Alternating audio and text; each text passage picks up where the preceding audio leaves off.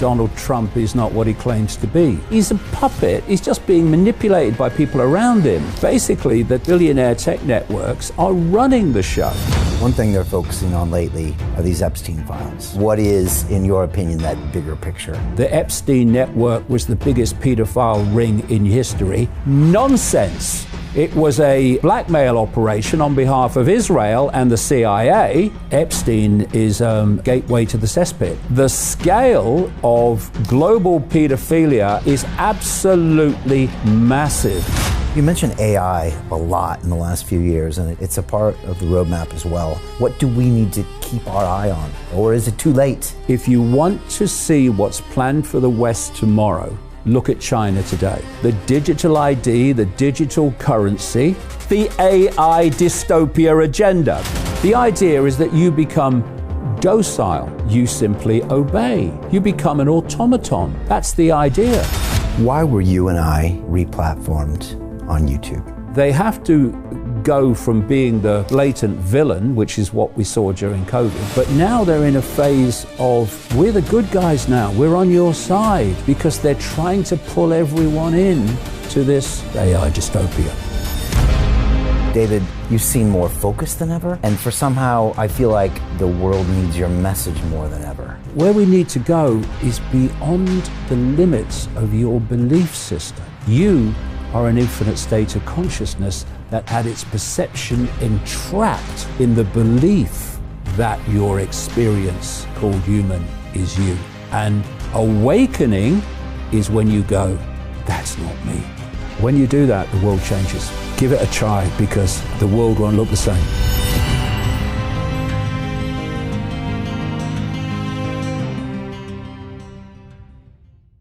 Hi, it's Brian Rose from London Real. You probably know that we've just recently been replatformed on YouTube after 25 months completely in the dark. The truth is, I really need your help. What I really need you to do is click on that subscribe button right now, like this video, and maybe even leave a comment or share the link with friends. We're really fighting against an algorithm that's tried to keep us quiet for so long. And the more subscribers we have, the more people watch our content, the better guests we can bring you, the better content, and we can continue transforming lives. We've been doing this for 14 years now. I want to do this for another 14 years, but I really need your help. So click on that subscribe button, like the video, leave a comment, share this, and we're going to continue to bring you more and more great content. Thank you. This is London Real. I am Brian Rose. My guest today is David Icke, the English author, broadcaster, and public speaker. For the past 35 years, you have been known as a professional conspiracy researcher, making it your mission to expose who and what is really controlling the world. Your research into prominent political figures, influential family bloodlines, global events, and the pandemic has received widespread criticism from the mainstream media. At the same time, you have fostered a worldwide legion of fans who grow tired of the government cover-ups, big tech censorship, and global manipulation efforts that have become an increasing presence in our everyday lives. You have said that we must all come together to avert a global dystopia, and that nonviolent, non-cooperation only works through unity and respect. Your latest book, The Roadmap, Escaping the Maze of Madness, pulls together all the strands of your life's research: politics, finance, religion, the occult, the afterlife, multidimensional entities, and modern AI. David, welcome back. Thank you, mate. To London Real. As always, I need to ask everybody watching us now to please share this link to any and all of your social media platforms, chat groups, and email lists. Let me repeat that. Can everybody watching please share this link now to any and all of your channels? This is important. We must show the powers that be that you, the public, will not tolerate any more censorship, and that you demand that our voices be heard. Over 75% of our viewers come from you sharing these links peer-to-peer. So please share this now to all of your contacts and platforms. David, this is the 11th episode in our Rose Icke series, which began on March 18th, 2020, in order to make sense of the burgeoning COVID crisis and subsequent lockdowns. Rose Icke 2 was broadcast live on April 6, 2020, and was the second largest YouTube live stream in the world that day, only to be deleted and banned minutes after the episode finished. I still remember that. Unable to accept the censorship and the clear violation of our human rights, London Real went to war with every major technology platform on the planet and was soon banned or deplatformed from all of them, along with you as well, David. But we fought back. In a matter of weeks, we created the Digital Freedom Platform, and on May 3rd, 2020, with our own technology, we broadcast Rose Icke 3 to over 1 million concurrent viewers without the help of big tech. It became the largest live stream of a conversation in human history. David, and we've talked about this, I still get people to this day who stop me on the streets and thank us for that broadcast. When they speak, they get extremely emotional because that episode was a powerful moment in their lives. I think it's impossible to overstate the importance of what we did on that day. We gave people a ray of hope in the midst of a massively coordinated, false mainstream media narrative that was being relentlessly pounded into their heads. But that broadcast came with consequences.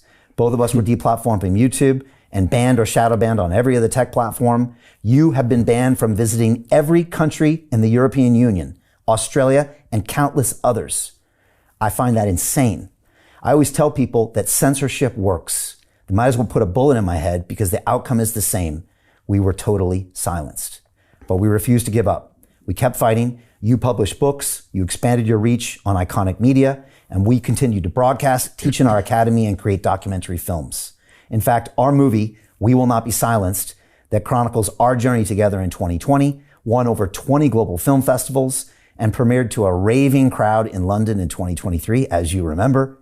After years of takedowns, bans, shadow bans, warnings, strikes, investigations, public campaigns, and private pressure, now we are back, broadcasting live on the very platform that once tried to erase this dialogue completely. I'll be honest, David, being back on YouTube is one of the strangest things I've ever experienced. My entire life, for the past 14 years, 16,000 videos, over 1,000 interviews, 6 documentary films, over 2 million subscribers is now back. And each day, it's kind of hard to believe that it's real. But there's more work to be done. Today, I want to check in with you, David, to discover what you are seeing in the world. What do you believe is the real truth behind digital IDs, unchecked global immigration, Donald Trump and MAGA, Elon Musk, the Epstein files, the Charlie Kirk assassination, and the messages of the mainstream alternative media, like Alex Jones, Andrew Tate, Tucker Carlson, Joe Rogan, and Jordan Peterson? As always, I don't agree with everything you say, but I will defend to the death your right to say it. The solution to quote unquote bad information is always more information, not censorship, and we'll continue to live by these values. David, you have many critics, but this broadcast is about hearing your ideas in full, without filters, edits, or gatekeepers. Viewers may agree or disagree. They will be challenged, inspired, and provoked, but they will decide for themselves. So David, I'd like to begin with Donald Trump. Without him, we probably wouldn't be live streaming on YouTube right now. That's probably a fact, but I'm guessing you have a few opinions on him and the MAGA movement, and also the extremely divisive politics that we're seeing around the world. Well, I've got an enormous amount of abuse, actually since 2016, before Trump became president for the first time. When, apart from having fraud stamped to his forehead, I couldn't think of anything more obvious before me than Donald Trump is not what he claims to be. If you look at his history, which I lay out in the roadmap, he's been fundamentally part of the swamp. And in 2016, it was drain the swamp. Well, it's very difficult to drain a swamp when you're swimming in it, mate. And so the easiest way to scam people is to tell them what they want to hear. Because already the door is swinging open. Because people want what you're saying to be true. And because people also overwhelmingly, instead of looking in the mirror at the way forward, they look for someone outside of themselves to be a savior to do it for them. So along comes Donald Trump in 2016. He's telling people what they want to hear. He's telling that constituency what it wants to hear. And people are buying it. They're seeing him as the savior. And I saw him as a con man. It was like, to me, he was so transparent. It was unbelievable. And I got a lot of abuse for calling him out. And the same in this year, 2024, the election campaign, he came in early this year. Again, the abuse was off the scale, because I was saying, this guy's a fraud. This guy is not going to do what he says he's going to do. And he's come in, and it's taken only a few months before a lot of people who, in the so-called alternative media, who promoted him to power big time, for them to say, he's not what we thought he was, and he's not doing what we thought he would do. Well, hold on. Some of us saw that in 2016. What took you so long? And we're now in a situation with this central core of the alternative media that gets all the algorithmic promotion and the funding, where some of them are calling for things because Trump is saying he wants to do it, that they have spent, those that have been in the alternative media for long enough, many of them haven't, but they have been calling for things and supporting things that they have been railing against before. And the only difference is Trump says this is what should happen, so they support it. Well, hold on. Either it's right or it's not. It doesn't matter whether it's Trump saying it or the left saying it. It's either the right thing to do or it's not. And it's no good saying it's not the right thing to do when the left is saying it or whatever, and then say, oh no, it's the right thing to do now because Trump's saying it. It's unbelievable to me. And, you know, if you're a journalist, especially an alternative journalist, then the one thing you must not have is a political side. Because what happens, we've seen it through this Trump era, especially through 2024, 2025, whereby they filter how they present something on the basis of whether their side is saying it or whether the other side is saying it. And so you've got people, take Alex Jones as an example, who is saying now he wants to see the feds kicking doors down, after railing against the feds kicking doors down, going way back, where there's support for, he says, for regime change in Venezuela. We might get into why Venezuela and why Greenland later as well. And supporting taking out what are almost certainly fishing boats that do not have the capacity, the fuel capacity to even get to America, that have to get refueled so many times. And a Trump regime that is killing people, not naming who they are, producing no evidence that they're running drugs. And when two people survive an attack, instead of putting them on trial in America for running drugs, they send them back to their home countries in South America. Why? Because they don't want us to know who they really are for obvious reasons.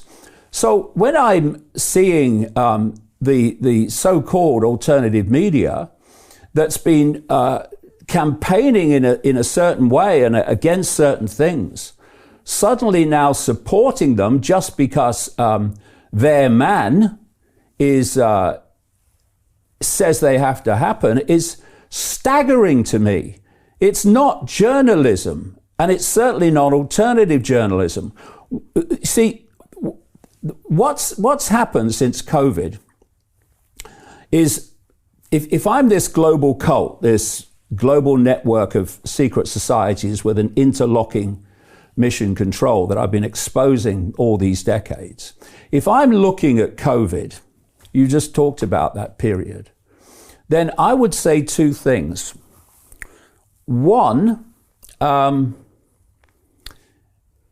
you are seeing people starting to see, thanks to the alternative media, that actually there is some kind of conspiracy going on, and there is some kind of coordination to a particular end going on, because they're seeing that when the COVID card was played, suddenly almost every country in the world, certainly in the Western world, responded the same. It's like so essentially coordinated then. So they were getting their information from the alternative media. So we have to start looking at how we get control of this situation, which we are losing control of. And then number two, you ask, okay, how do we get control of their perceptions? Do we do it by using the mainstream media, as we always have, to get people to see the world the way we want them to see it? Well, no, we can't, because these emerging awakening people, they have absolute contempt for the mainstream media. Of course they do. They would never believe what they're told anymore by the BBC, MSNBC, Fox News. So what are they listening to? Well, obviously they're listening to the alternative media that's kind of emerged. There was no alternative media when I started out. I watched it appear. So what we have to do, they would say, and they did, we got to get control of that. We got to get control of the means through which we can get to the perceptions of those that are pushing back. And it's a constituency, a pushback constituency that's getting bigger. We have to get them on board. So what we're going to do is we're going to put people into that arena who are going to come out of the mainstream, and they are going to hijack, through algorithmic support, funding, whatever, that central arena where people are getting their information from, the ones that we really want to take back control of. So you had this influx of people out of the mainstream, and suddenly I'm watching, because I've been doing this a long time, like coming into my 36th year. I'm seeing stuff that was in my books in the 1990s. Now it's breaking news. And if you're kind of relatively new to this whole concept, you will have probably no idea that it was in my books in the 1990s, this stuff. So you do think it's breaking news, and you think these new stars of the alternative media are really breaking new ground, when actually they're repeating stuff that the people have been around for a long time, were pioneers of long ago. And what's happened as a result of that is that the alternative media central core has regressed. Like I say, when I started out, there was no alternative media. There was a few disparate individuals who were trying to get information out as best they could. When I started out, if you were putting an event on, you didn't post something on the internet. How do you get out of a rat race? How do you create wealth not only for yourself, but also for the generations to come after? I am absolutely amazed with the quality of companies that we're getting exposure to. We go on to Zoom calls with the innovators and the folks who are building new applications in metaverse, blockchain, artificial intelligence, decentralized finance. What's going on, everybody? Thumbs up if you can see me. We are focusing on early stage investment. And the quality of people that we're getting exposure to, whether it be Dan Tapiero with 1RT, Jason Ma from Open, Yatsu from Animoca. It's been a phenomenal experience thus far. It has far exceeded my expectations. We are focusing on cutting edge technologies. I view it now as the best investment I've ever made. The upside I view is unlimited. And as a retail investor, I would never get this exposure anywhere else outside of Investment Club. See you in the Investment Club. Basically, there was no internet worth the name. You stood in the street and handed out leaflets. You know, that's where how far back it goes. But what we kind of, as the alternative media emerged, and I was delighted, more and more the merrier. There was this understanding that we live in one-party states. Actually, I would say, and I make that case in the roadmap, we live in a one-party world, ultimately. But we live in one-party states because there is a force in the background. I say it's really, really much deeper in the background than people realize. But there is a force. Some people call it the deep state. The deep state is just an expression of this force. It's not the force in its original form. But there is a force that works not through one party. It doesn't work through the left or work through the right or work through the center. It works through all of them.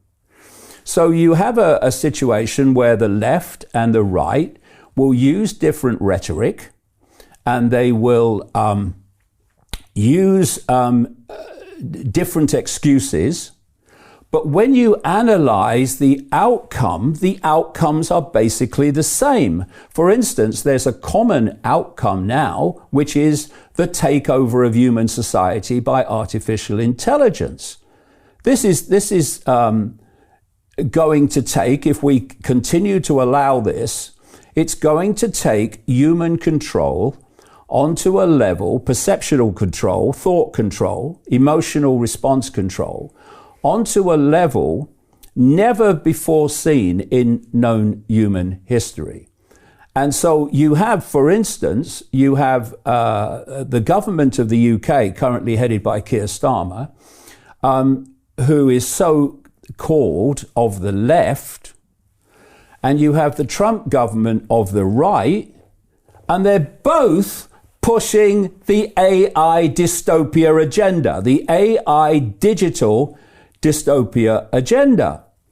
And what's kind of interesting, once you fall for this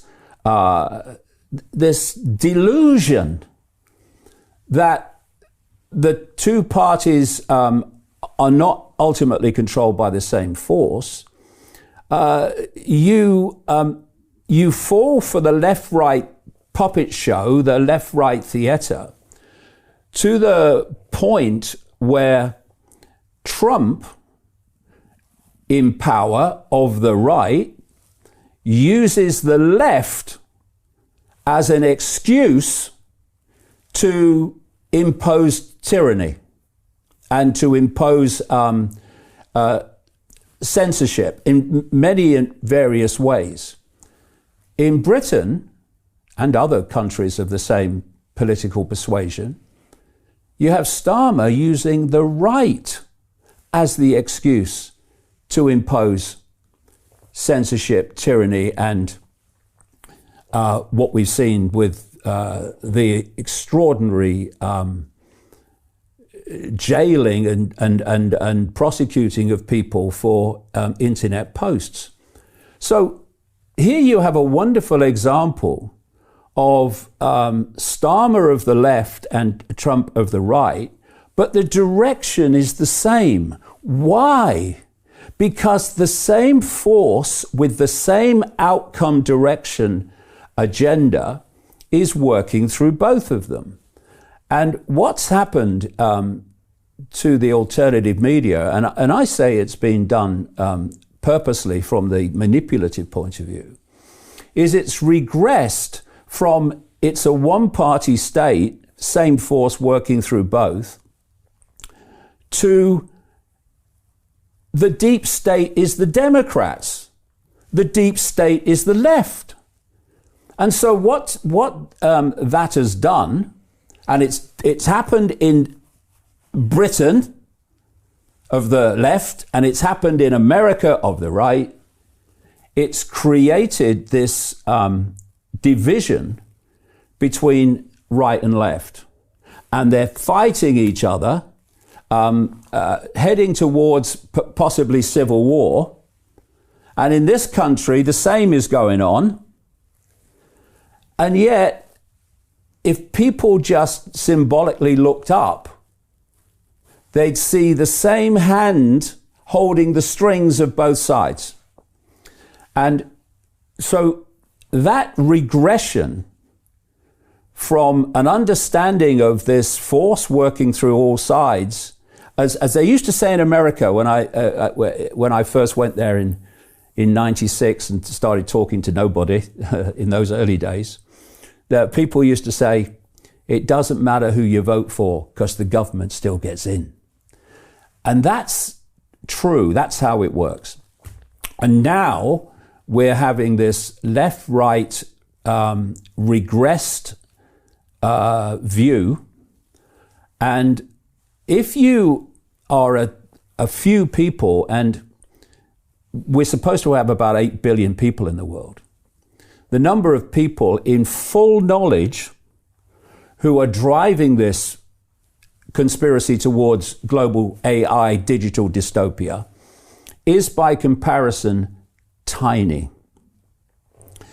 How can you possibly have a few people dictating the direction of the lives and the societies of billions? And look back through history, what has always been the common theme of humanity? All the way through history, doesn't matter the culture, it doesn't matter where on earth you're talking about, it doesn't matter the era. The few have always controlled the many. And it's been done through two things. There's two types of people that allow this to happen. One, there's those that obey authority just because they're authority. They believe that authority must know best, and so they don't question what authority tells them. See COVID, I rest my case. Then you have the second group that doesn't want to do what they're told, but they fear the consequences of not doing it, and so they do it. And so that's one level of how the few control the many, through unquestioning obedience and through fear of consequences of not obeying. But there's another level of it, which is age-old, and it's called divide and rule. What you must have if you're the few controlling the many is the many fighting each other. So what you need to do, I'm sure we'll get into this whole area of religion as we go along, you want to divide the target population into rigid, unquestioning belief systems. These systems can be religious, and you want many different versions of religious belief systems because you want to play them off against each other. And you have political belief systems. You have cultural belief systems. And so once you've got all these different belief systems, Then you have the situation where you can play them off against each other. You can play left off against right. You cannot play left off against right when left and right both understand that the same force is working through both of them and manipulating both of them. Then you say, hold on a minute, we need to come together here because that is manipulating both of us. No, you want them fighting each other. You want religions fighting each other. And what you get when you have a rigid belief system, it doesn't matter what it is. I've said over the years so many times, this global cult network does not care what you believe so long as you believe it rigidly and without question and to the exclusion of other possibility. So when someone comes along like me and says, I'm going to question everything and see if it stands up to scrutiny, and you find that almost nothing does, all these different belief systems that would normally fight each other are, to a very large extent, unified in their condemnation and ridicule of me, because I'm going to places they won't go because their belief system, whatever it is, will not allow them to go there. So if you take religion, it's estimated that of the 8 billion people they say is in the world, 5.4 billion either self-identify as Christian, as Muslim, or as Hindu. Then you ask yourself, okay, where do most of these belief systems come from? They come from their upbringing and their environment when they grow up.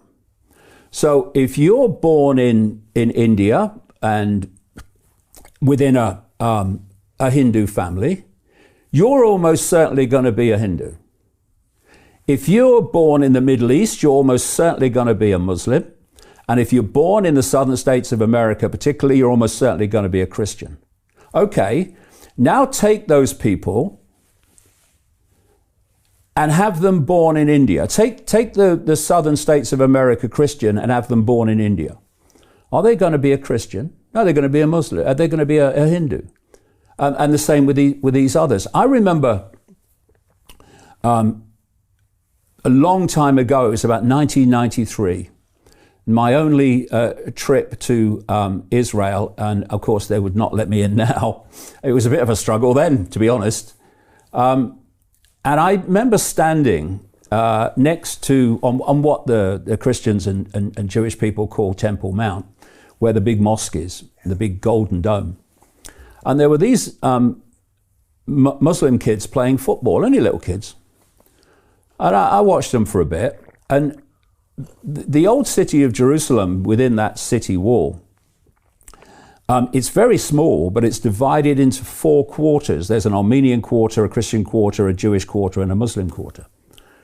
And it occurred to me as I was watching these kids playing football that literally in the old city of Jerusalem, if those kids had been born down the street in the Christian quarter or the Jewish quarter, at the same age, they'd have a very different view of reality, the world, themselves, and their beliefs. And so what you do, and I go into this in the roadmap at some length at one point, because it's so important. People overwhelmingly do not form their belief systems. Some do. They don't form their religious belief systems overwhelmingly from making a choice and looking at the possibilities. They are programmed by their environment and their upbringing and the culture and the religious system that they are born into. And what happens when you have a belief system that is rigid and unquestioning? It's a prison of the mind, because you have a limit to where you can go, what you can explore, questions you can ask, because you have to stay within the belief system of your religion, and I'll widen the definition of religion in a sec, because if you step out in any direction, you are no longer a follower of that religion. You are a blasphemer in whatever form. And what that does is create, and political belief systems are the same, it creates a prison of the mind, a prison cell, which you will not expand out of. So when you think that our visual capacity, what we can see, is a ridiculously, unbelievably, ridiculously narrow band of frequency called visible light. That's all we can see. It's tiny.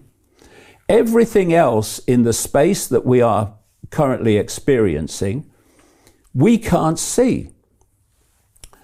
And yet, from that perspective, we can come to rigid, unquestioning conclusions of what reality is, who we are, what the world is, and so on.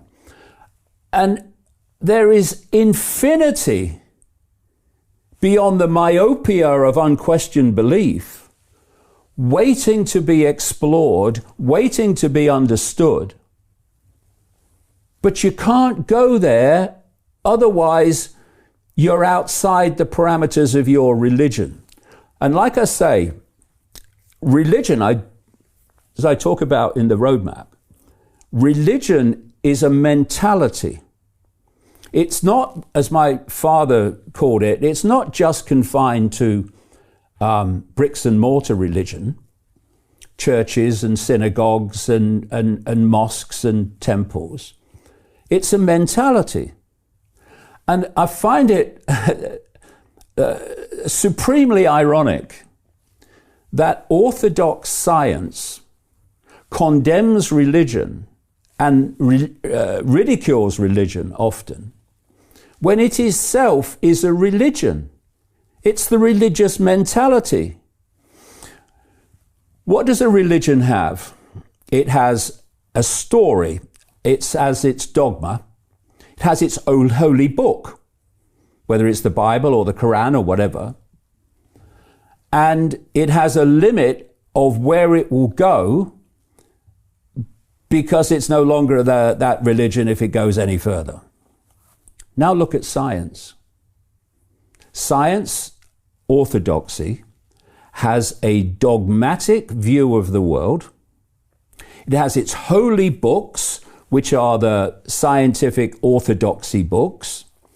And if you are a scientist and you want to explore beyond the walls of orthodoxy, scientific orthodoxy, then you are a pseudo-scientist.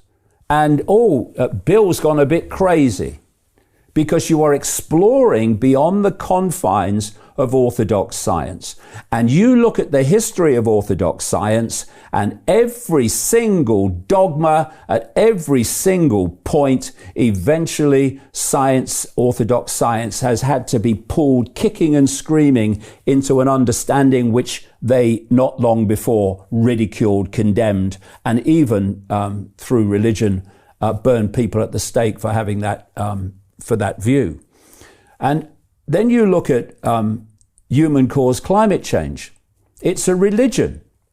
It has a dogma. You must not question the dogma, because if you question the dogma, you are a blasphemer in their terms.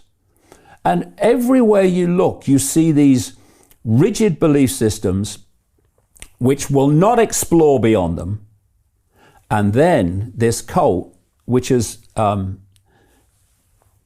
created this society of belief systems. Like I say, they couldn't care less what you believe so long as it's rigid and unquestioning. They then play the belief systems off against each other. They play religion off against orthodox science. They play this religion off against this religion. They play the right off against the left. And so it goes on. And I've been trying to get across all these years is we're all being shafted. Peter Thiel took $500,000 and turned it into $1 billion using the exact same techniques we're using inside the investment club. He met a CEO, his name was Zuckerberg. He pitched him the deal and he said, okay, I'll give you $500,000. Mark went public and sold the shares to people like you. Well, what happened to Peter? Well, he exited and got a 2,300x return. The wealthy invest in early stage companies, folks. The public markets are for suckers. It's a rigged game. By the way, this happens in crypto as well. It's called pre-sale tokens. This is Solana. Does anybody know this chain? They sold pre-sale tokens for 4 cents. And you can see the date on there, April 5th, 2018. Look at Solana today, folks. That thing's up over 1,000x. The media and Wall Street and all these hype people get you to buy the top. Meanwhile, they put their clients in at the bottom and they use you for liquidity to make their clients rich. You can play this same game. You just have to have the financial education and the deal flow. That's it. By the same force. And that force is actually ultimately coming from another dimension of reality. And if we go on not only having rigid belief systems, there's nothing wrong with having a belief. It's just like, okay, this is the way I see the world now. This is the way I see it. But I've got me spikes on, I've got me trainers on, I'm fluid, I'll go where the information takes me. Because I know, as Socrates is supposed to have said, the ancient Greek philosopher, and it's something I've always worked on, that same way of looking at the world. Wisdom is knowing how little we know. To know is to know you know nothing. That's the secret of true knowledge. And what that does is whatever you think you know, and like I say, I've worked on this principle all these decades. Whatever you think you know, the one thing you know above all else is there's always more to know. And so what happens is you get to a point and you say, okay, I think I got this. I think I know, I think I understand this level of it. But what don't I know? And so what that does, it constantly drives you deeper and deeper and deeper in the rabbit hole. Because, okay, I know this now, okay, but what don't I know? And that, I can tell you from experience, takes you way beyond Trump or Harris or Starmer or Farage or whoever. It takes you into very far out areas when you keep asking that question, okay, so what don't I know? But what these belief systems do is stop you going there. And, you know, if you are choosing to go there, and this is my experience over the last 30 odd years, then you've got to realize and not complain. You've got to realize that rigid belief systems in all their different forms are going to ridicule and abuse you when you will go where they will not go. And so I'm at peace with that. But if we look at this situation and ask, so what can we do? Well, you know, what you can do is you can look for a solution to a problem. And if you look for a solution, how many solutions, apparent claim solutions, lead to more problems in need of more solutions? That's the round and round you go. For me, I'm not looking for solutions. I'm looking for causes. I want to know what's causing the problem, because if you remove the cause, by definition, the problem must disappear. If you're looking for a solution, you just create more problems. So what's the cause of the problem? The cause of the problem is people, and this is how the few have always controlled the many. People fall for rigid belief systems which they will not let go or explore beyond them. To continue watching the rest of the episode for free, visit our website londonreal.tv or click the link in the description below.